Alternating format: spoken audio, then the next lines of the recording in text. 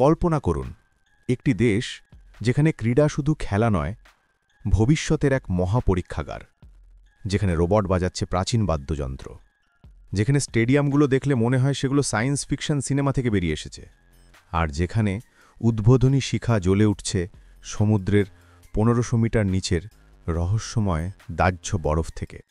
এই হল চীনের 15তম ন্যাশনাল গেমস। এটি শুধু একটি ক্রীড়া ইভেন্ট নয়, এটি ভবিষ্যতের দিকে চীনের এক সাহসী পদক্ষেপ। আজকের ভিডিওতে আমরা ডুব দেব সেই ভবিষ্যতের গভীরে। গুয়ানজোর আলো ঝলমলে স্পোর্টস সেন্টার, হংকংয়ের নতুন কাইটিয়াক স্পোর্টস পার্ক, ম্যাকাওয়ের সাথে ঐক্যের প্রযুক্তি নির্ভর প্রদর্শনী এবং এমন সব স্টেডিয়াম যা পৃথিবীর অন্য কোথাও নেই। এই ভিডিও আপনাকে দেখাবে ক্রীড়াস্থানের ভবিষ্যৎ কোথায় যাচ্ছে, এবং সেই ভবিষ্যৎ শুরু হচ্ছে এখানেই, চীনের ন্যাশনাল গেমস থেকে। চীন তার 15তম জাতীয় গেমস উদযাপন করছে, এবং এই সংস্করণটি ভবিষ্যতের দিকে এক বিশাল পদক্ষেপ। প্রাচীন বাদ্যযন্ত্র বাজানো রোবট থেকে শুরু করে উপকূল বরাবর বিজ্ঞান কল্পকনী স্টেডিয়ামগুলির দৌল, এই গেমসগুলি সম্পূর্ণ ভিন্ন স্তরে রয়েছে। এই গেমসগুলি কেবল গুয়ানজোতেই হচ্ছে না, প্রথমবারের মতো গুয়াংডং, হংকং ও ম্যাকাও জুড়ে একসাথে আয়োজিত হচ্ছে। ক্রীড়াস্থানের ভবিষ্যৎ এখান থেকেই শুরু হয়। উদ্বোধনী অনুষ্ঠানটি ছিল গুয়ানজোর ঐতিহ্য, ভবিষ্যতের প্রযুক্তি এবং খাঁটি প্রদর্শনীগুলির এক অবিশ্বাস্য মিশ্রণ। এটি সবই হয়েছিল তাংহোর গুয়াংডং অলিম্পিক স্পোর্টস সেন্টারে। ৮০,০০০ মানুষ স্টেডিয়ামে ভিড় করেছিল, আর চীন যেন গোটা বিশ্বকে বলছিল, দেখো আমরা কি করতে পারি। শুরু থেকেই মানবিক রোবটরা বেরিয়ে এসে নিখুঁতভাবে প্রাচীন ব্রোঞ্জের কাইম বেল্ট বাজাচ্ছিল। আসল রোবটরা আসল বাদ্যযন্ত্র বাজাচ্ছে। এমনকি অলিম্পিকের মতো বড় ইভেন্টগুলিও এত বড় আকারে এই প্রযুক্তিতে সফলভাবে প্রয়োগ করতে পারেনি। এই প্রযুক্তি এবং সংস্কৃতির এই মিশ্রণটি এতটাই সাহসী ছিল যে কেবল চীনই চেষ্টা করার দেখাতে পারে সাহস। প্রায় ৫,০০০ বর্গমিটারের পুরো মঞ্চটি ছিল এআই, এআর, ভিআর এবং রোবটিক্সের এক বিশাল খেলার মাঠ। প্রায় ৩,০০০ পারফর্মার নিয়ে তারা এমন দৃশ্য তৈরি করেছিল যা দেখতে হাজার হাজারের মতো লাগছিল।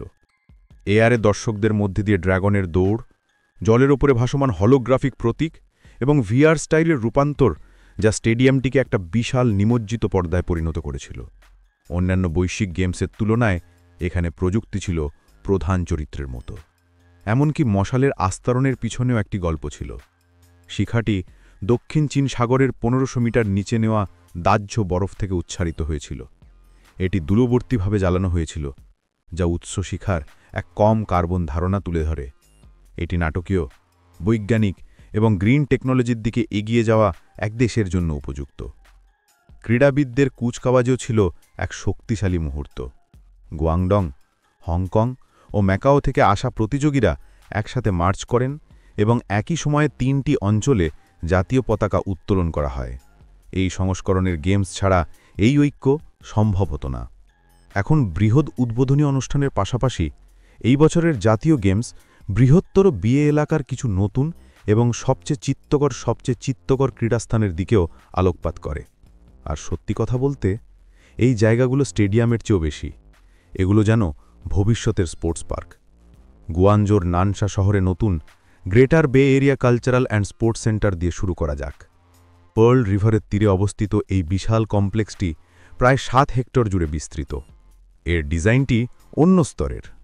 প্রধান স্টেডিয়ামে প্রায় ৬০,০০০, ইনডোর এরিনায় ২০,০০০ এবং ৪,০০০ আসনের একটি জলকেন্দ্র রয়েছে। ডিজাইনটি লিঙ্গান সংস্কৃতি এবং সমুদ্র দ্বারা অনুপ্রাণিত। ছাদটি প্রতিচিত চীনা পাখার মতো খোলে এবং সম্মুখভাগ একটি বাতাসের কক্ষের মতো দেখাচ্ছে। সবচেয়ে ইমপ্রেসিভ, ১৫০ মিটার প্রশস্ত এক বিশাল সমুদ্র দৃশ্য জানালা রয়েছে। আক্ষরিকভাবে দর্শকরা পটভূমিতে জলের সাথে খেলা দেখতে পাবেন। বিশ্বের অধিকাংশ স্টেডিয়ামে এটি খুঁজে বের করার চেষ্টা করুন। চীনের গতি আবার দেখা যাচ্ছে। নির্মাণ মাত্র ২০২৩-এর আগস্টে শুরু হয়েছিল, কিন্তু গেমসের ঠিক সময়ে এটি পুরোপুরি কার্যকর হওয়ার জন্য প্রস্তুত হচ্ছে।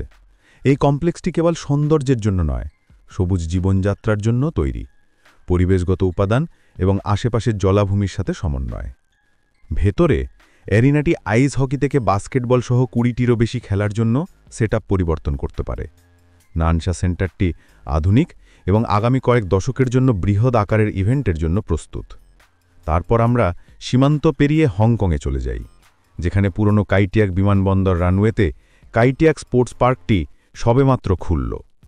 একসময় বিশ্বের সবচেয়ে ভয়ানক অবতরণের জন্য বিখ্যাত জায়গা এখন অঞ্চলের সবচেয়ে উন্নত স্পোর্টস পার্কগুলির মধ্যে একটি। এটি যেন প্রতীকী। 28 হেক্টর জুড়ে বিস্তৃত এই কমপ্লেক্সের খরচ প্রায় $4.1 বিলিয়ন। প্রধান স্টেডিয়ামটি 50,000 লোকের জন্য এবং এতে প্রত্যাহারযোগ্য ছাদ এবং নমনীয় পিচ সিস্টেম রয়েছে, যা খেলা থেকে বিশাল কনসার্টে সুইচ করতে অনুমতি দেয়। বাইরের অংশটি 27,000 অ্যালুমিনিয়াম প্যানেল দিয়ে আবৃত, যার রং পরিবর্তন করে। তাই পুরো ভবনটি আক্ষরিকভাবে ইভেন্টের ওপর নির্ভর করে উজ্জ্বল হয়ে ওঠে।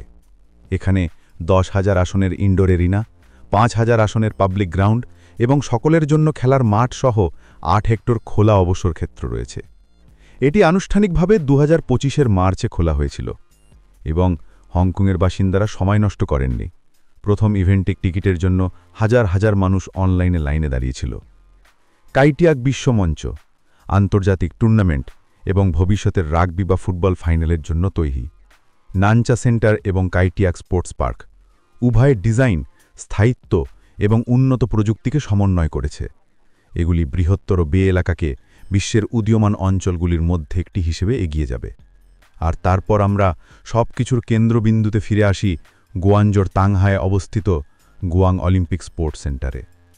2008 এবং 2010-এর মেগা ইভেন্টের জন্য নির্মিত একটি স্টেডিয়াম এখন প্রায় 80,000 আসন নিয়ে 15তম জাতীয় গেমস আয়োজনের জন্য পুনর্জীবিত।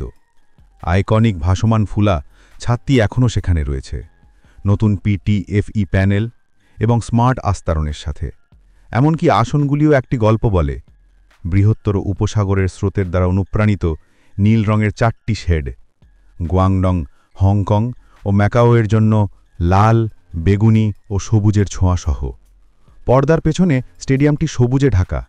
বিপুল পরিমাণে পরিষ্কার শক্তি উৎপাদনকারী সোলার প্যানেল, প্যাসিভ কুলিং এবং প্রায় 20,000 টার্মিনাল পরিচালনা করা স্মার্ট সিস্টেম। কেউ কেউ এটাকে চীনের প্রথম কাছের জিরো কার্বন মেগা স্টেডিয়ামও বলছে।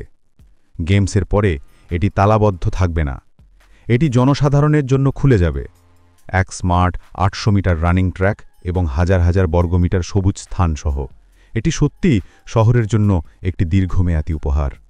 এই জাতীয় গেমসটি শুধু একটি ক্রীড়া ইভেন্ট নয়, এটি গ্রেটার বে এরিয়ার আকাঙ্ক্ষার একটি প্রদর্শনী।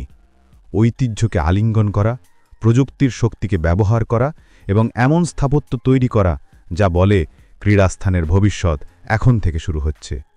আপনার কি মনে হয় এই অত্যাধুনিক স্টেডিয়ামগুলির মধ্যে কোনটি আপনার কাছে সবচেয়ে চিত্তাকর্ষ?